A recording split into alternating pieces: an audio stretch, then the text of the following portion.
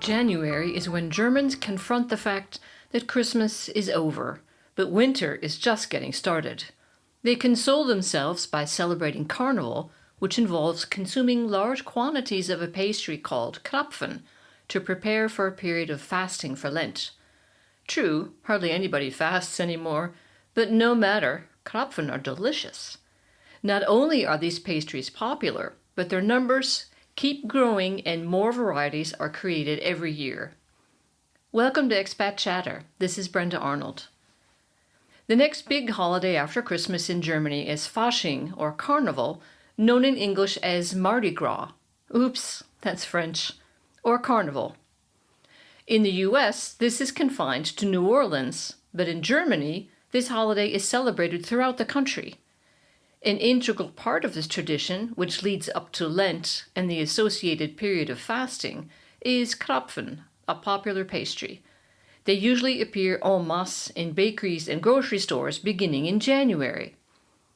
But standing at the counter in my local bakery in December, inspecting the day's assortment of cake, I spotted an unusual sight.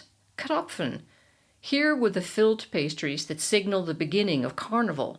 In December, something was amiss. These aren't supposed to be sold until after Christmas. Not until the cold month of January do festivities get rolling. Commercial inflation, I figured, just as when stores in the US broke a long-standing taboo by kicking off the sale of Christmas decorations before Thanksgiving. This issue begged to be addressed. I puffed up my chest. "What's the deal with the Krapfen?" I asked the lady behind the counter. I'll leave it to you to figure out exactly how I said this in German. It was not as glib as the English, but the thought was every bit as eloquent. Which is to say, not very. "Yes, it's early in the season for Krapfen," she said, "but just wait till after Christmas. We'll have many more varieties then." When I first arrived in Germany, I thought this pastry was just another in a long line of delectable German sweets, which simply proves that I'm a foreigner, as my daughter curtly informed me. Every German has fond memories of this seasonal pastry, which goes hand in hand with Carnival. It also goes by a different name depending on where you are in the country. My daughter, upon arriving in Berlin, was sternly warned not to call a Krapfen a Berliner, which also means someone or something from Berlin. This is only what people not from Berlin think these pastries are called. Real Berlin residents call them Pfannkuchen, short for Berliner Pfannkuchen or Berlin pancakes. Sometimes it is called a Kreppel, with an umlaut thrown in just to embarrass foreigners who can't pronounce them.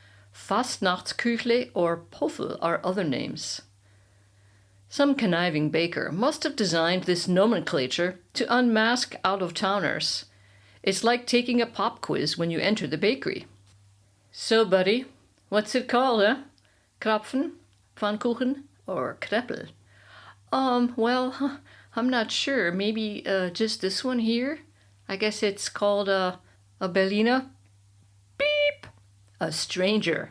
Busted. The Krapfen could possibly be the only pastry that ever got involved in politics. At the height of the Cold War, President Kennedy visited then-divided Berlin, a scant 2 years after East Germany built the Berlin Wall.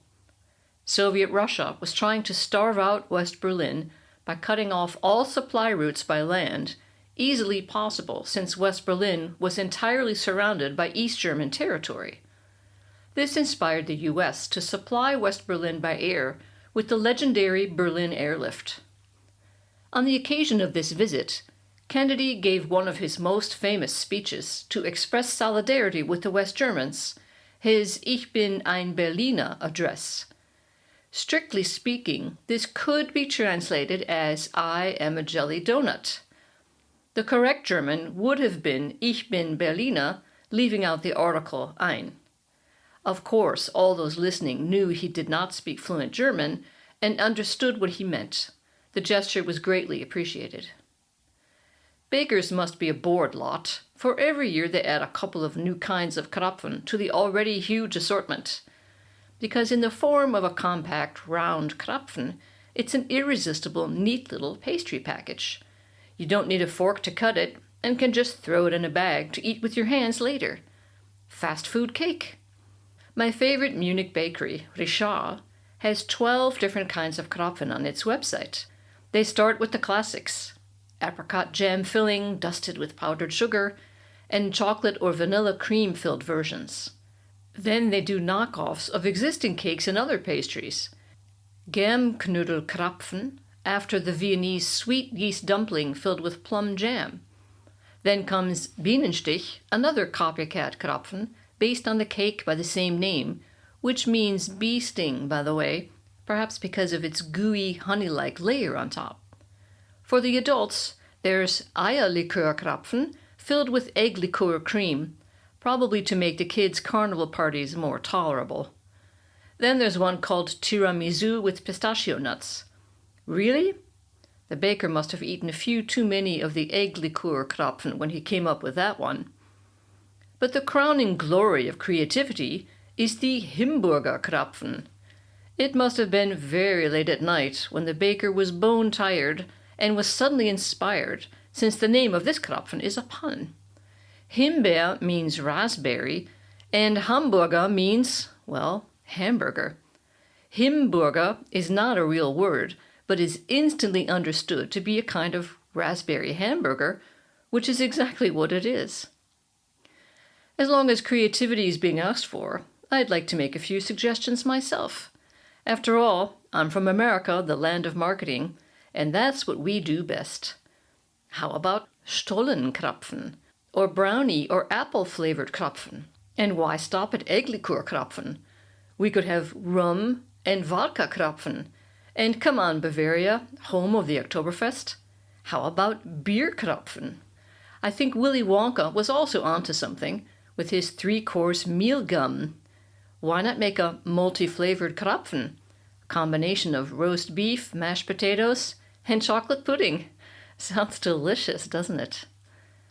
It was recently discovered that half of Bavarians are overweight. With this cornucopia of Krapfen, on top of all the other cakes, it's a wonder that we're not all fat.